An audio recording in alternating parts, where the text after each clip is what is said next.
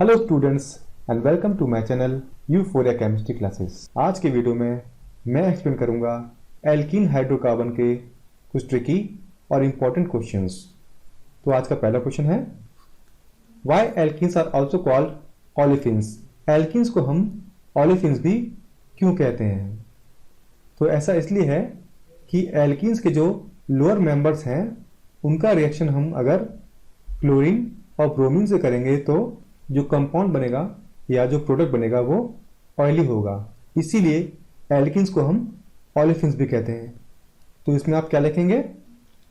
Alkenes are also called olefins because its lower member on treatment with chlorine and bromine form oily products. Next question, name a gas which occurs as a plant hormone. ऐसी कौन सी gas है जो plant में hormone के form में पाई जाती है? तो ये गैस है इथाइलिन, और ये गैस फ्रूट राइपनिंग में भी हेल्प करती है। Next question, name the alkenes which shows position isomerism with minimum numbers of carbon atom. ऐसी कौन सी एल्कीन है जो पोजीशन आइसोमेरिज्म शो करती है और जिसके पास minimum number of carbon atoms हैं? तो अपने पिछले वीडियो में मैंने बताया था कि वो एल्केन्स जिनके पास मिनिमम 4 कार्बन एटम्स होते हैं वही आइसोमेरिज्म शो करती हैं। सिमिलरली एल्कीन में भी ऐसा ही होता है, वो एल्कीन्स जिसके पास मिनिमम 4 कार्बन एटम्स होते हैं वही आइसोमेरिज्म शो करती है। तो ब्यूटीन वो एल्कीन है जिसके पास मिनिमम 4 कार्बन एटम है और ये पोजीशन आइसोमेरिज्म शो करती है। अब ब्यूटीन का स्ट्रक्चर क्या होता है? CH3 CH double bond CH CH3, और इसका आइसोमर है CH3 CH2 CH double bond CH2। इस स्ट्रक्चर में जो डबल बॉन्ड है वो सेकंड पोजीशन पे है। ये फर्स्ट है, ये सेकंड, ये थर्ड और ये फोर्थ पोजीशन। और इस वाले स्ट्रक्चर में ये जो डबल बॉन्ड है वो फर्स्ट पोजीशन पे है। जहां से ये डबल बॉन्ड पास पड़ता है वहीं से हम नेमिंग करते हैं। अगर इसी स्ट्रक्चर को हम ऐसे लिखें, CH2 double bond CH single bond CH2 single bond CH3, तो भी ये 1 ब्यूटीन ही रहेगा, नंबरिंग यहीं से चालू होगी। तो चाहे हम ये स्ट्रक्चर बना लें या ये स्ट्रक्चर बना लें, ये दोनों 1 ब्यूटीन है। और यहां पे जो फंक्शनल ग्रुप है यानी डबल बॉन्ड वो सेकंड पोजीशन पे है, इसलिए इसको हम कहते हैं 2 ब्यूटीन, और ये दोनों पोजीशन आइसोमर्स हैं। Next question, what is the number of carbon hydrogen single bond, carbon carbon single bond and carbon carbon double bond in butylene. Butene को ही ब्यूटाइलिन कहते हैं। अगर हमको जानना है कि ब्यूटीन में कितने carbon hydrogen single bond, carbon carbon single bond and carbon carbon double bond होते हैं, तो इसके लिए हमें पहले इसका स्ट्रक्चर बनाना होगा। तो हम इसका स्ट्रक्चर बना लेते हैं। आप कोई सा भी स्ट्रक्चर बना सकते हैं, मैं यहाँ पे 2 ब्यूटीन का स्ट्रक्चर बना रहा हूं।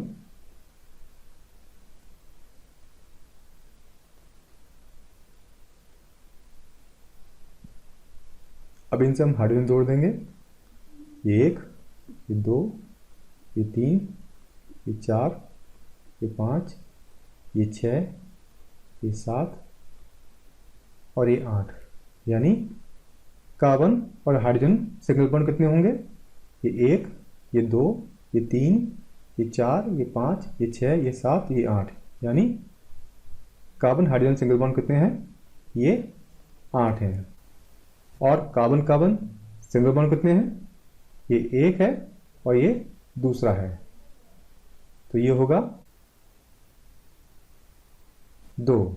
और कार्बन डबल बॉन्ड कार्बन कितने होंगे? ये सिर्फ 1 ही होगा।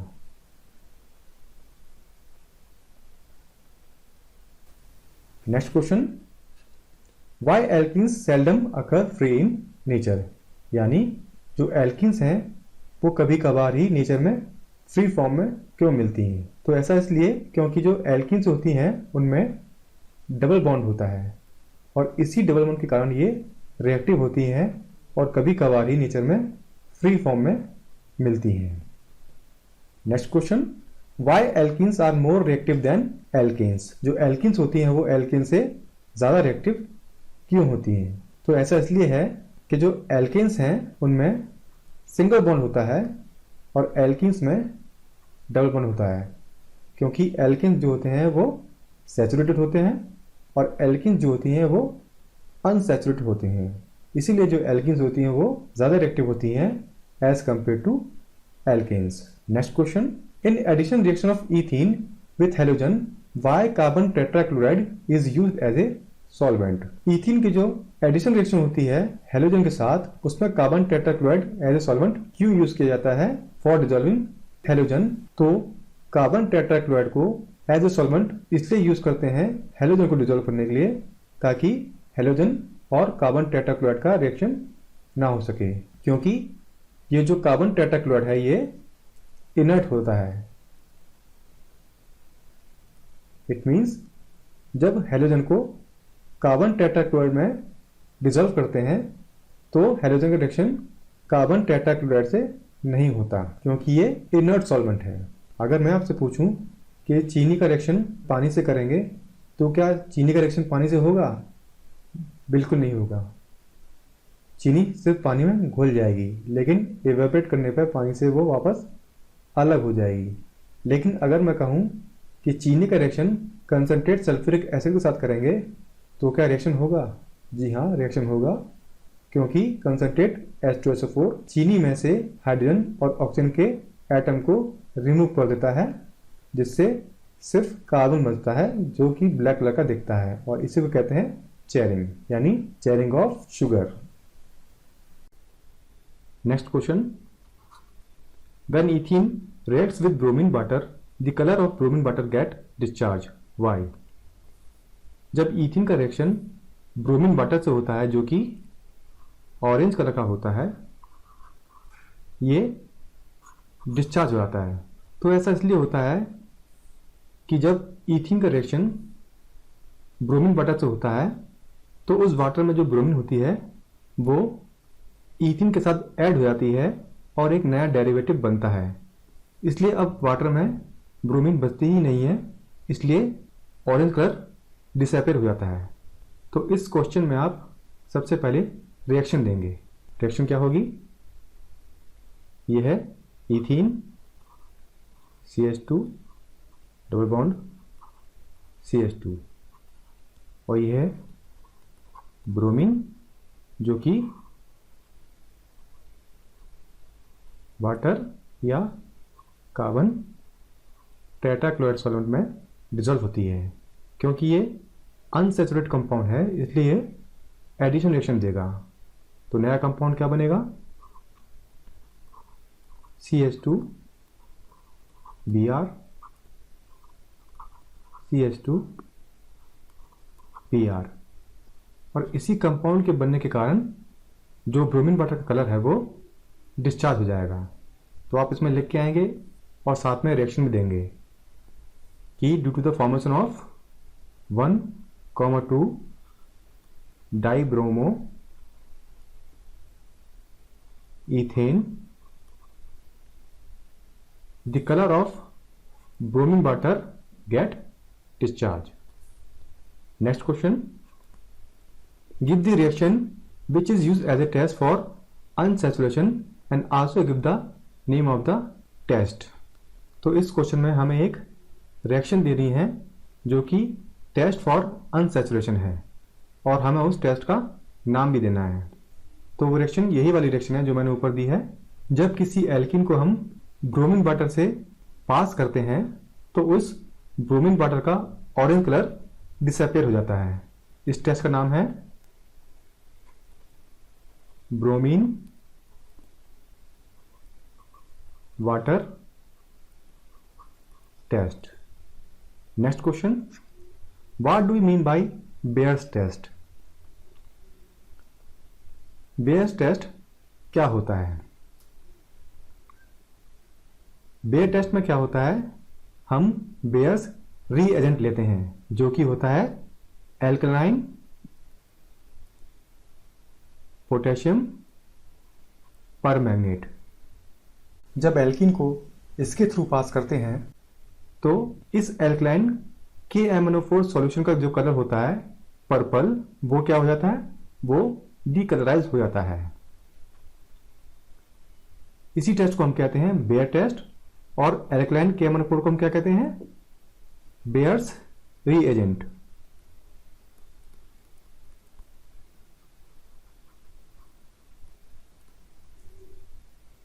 और ये पर्पल कलर का होता है इसका सॉल्यूशन।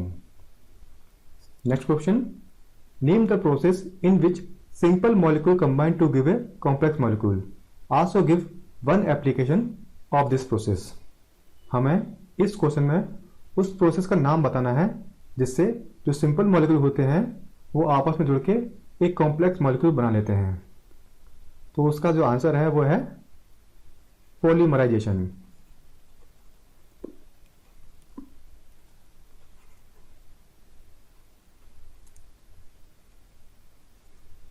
यानी पॉलीमराइजेशन वो प्रोसेस है जिसमें सिंपल मॉलिक्यूल कंबाइन होके एक कॉम्प्लेक्स मॉलिक्यूल बना लेते हैं, और इसका हमें एप्लीकेशन देना है।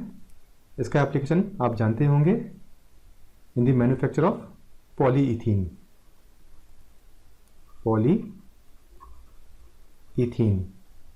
इसी को हम बचपन से बोलते आए हैं polythene. Next question, a unknown gas acts on treatment with alkaline solution of KMnO4 oxidized to an organic compound Y, which is used as a antifreeze and has molecular formula C2H6O2. Identify X and Y. अब इस question में हमें पता करना है X के बारे में, जिसका ट्रीटमेंट एल्कलाइन KMnO4 सॉल्यूशन से होता है, यानी बेयर्स रीएजेंट से होता है। तो एक ऑर्गेनिक कंपाउंड बनता है Y जो कि एंटीफ्रीज है, और इस एंटीफ्रीज का हमको मॉलिक्यूलर फॉर्मूला दे रखा है C2H6O2। हमें बताना है X क्या है और Y क्या है। तो इसका आंसर है X होगा ethylene, CH2 double bond CH2। इसका रिएक्शन जब एल्कलाइन KMnO4 से होता है तो ऑक्सीडेशन होता है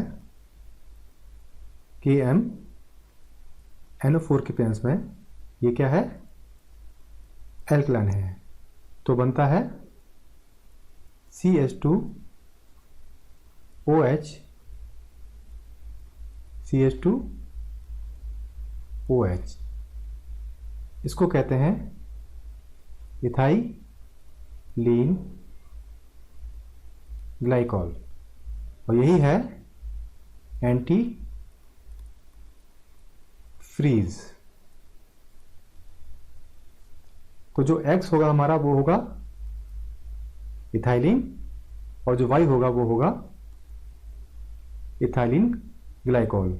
और इसका मॉलिक्यूलर फॉर्मूला क्या होगा, इसमें 2 कार्बन है तो ये है C2 हाइड्रोजन, इसमें 6 है, 3 ये और ये 3 ये, तो हो ये H6 और ऑक्सीजन 2 बची, तो ये होगा O2, यानी C2H6O2। ये इथाइलिन ग्लाइकॉल का मॉलिक्यूलर फॉर्मूला है, यानी X क्या है, ईथीन है, और Y क्या है, इथाइलिन ग्लाइकॉल।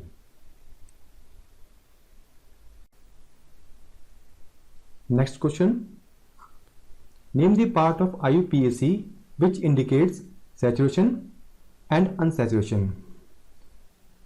ये क्वेश्चन इजी है लेकिन बहुत से स्टूडेंट इसमें कंफ्यूज हो जाएंगे। चलिए मैं आपको बताता हूँ इसका आंसर क्या होगा। हमें IUPAC का वो पार्ट बताना है जो इंडिकेट करता है सैचुरेशन और अनसैचुरेशन।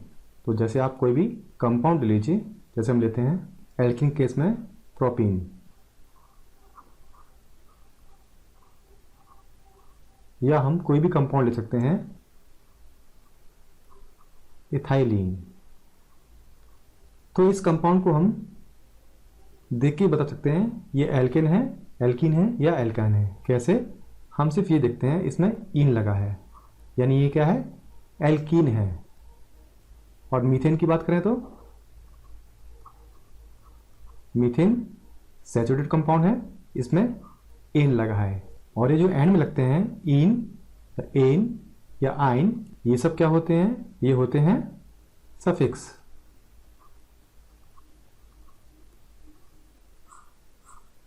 यानी सफिक्स ही वो IUPAC का पार्ट है जो इंडिकेट करता है सैचुरेशन और अनसैचुरेशन। मीथेन के केस में सैचुरेशन, या इथाइलिन के केस में और प्रोपीन के केस में unsaturation. Next question, why alkene gives addition reaction? Alkenes addition reaction क्यों देती हैं? वेरी सिंपल, क्योंकि जो एल्कीन्स होती हैं वो अनसैचुरेटेड होती हैं, और जितने भी अनसैचुरेटेड कंपाउंड होते हैं, चाहे वो एल्कीन हो या एल्काइन, वो हमेशा एडिशन रिएक्शन देती हैं क्योंकि ये रिएक्टिव होती हैं। Next question, name a solid which can be used instead of concentrated sulphuric acid to prepare ethylene by dehydration of ethanol. अब हमें एक डिहाइड्रेटिंग एजेंट बताना है जो कि इथेनॉल को इथाइलिन में कन्वर्ट कर देता है। तो इसका आंसर है एल्यूमिना। एल्यूमिना इसका फॉर्मूला होता है Al2O3, और ये भी क्या है? ये डिहाइड्रेटिंग एजेंट है जिससे इथेनॉल इथाइलिन में कन्वर्ट हो जाता है। Next question, fill in the blanks with suitable words. The number of hydrogen atoms present in hydrocarbon formed by the hydrogenation of ethylene। अगर इथाइलिन का हाइड्रोजनेशन होगा तो जो हाइड्रोकार्बन बनेगा उसमें कितने हाइड्रोजन एटम्स होंगे? तो ये है ethylene, CH2 double bond CH2। जब इसका हाइड्रोजनेशन होगा हाइड्रोजन के प्रेजेंस में और निकल मेटल ऐसे कैटलिस्ट होगा तो बनेगा CH3 सिंगल बॉन्ड CH3, यानी ईथेन बनेगा। इसमें कितने हाइड्रोजन एटम हैं? 3 और 3 6, तो हम यहाँ लिखेंगे 6। Next, the conversion of ethanol to ethene is an example of dehydration.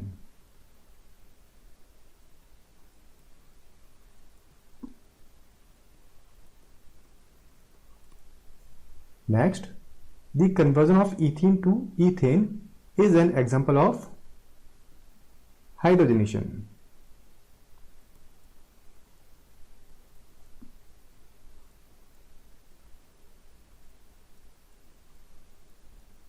और ये हाइड्रोजनेशन वही प्रोसेस है जिससे जो ऑयल होता है वो फैट में कन्वर्ट हो जाता है, यानी जो ऑयल होता है वो वनस्पति घी में कन्वर्ट हो जाता है। Next, the catalyst used in the conversion of ethene to ethane is commonly nickel। तो स्टूडेंट्स, आज की वीडियो में बस इतना ही। जल्दी मिलूंगा आपसे अपने नेक्स्ट वीडियो के साथ। मुझे कमेंट करके ज़रूर बताइएगा कि आपको मेरा वीडियो कैसा लगा।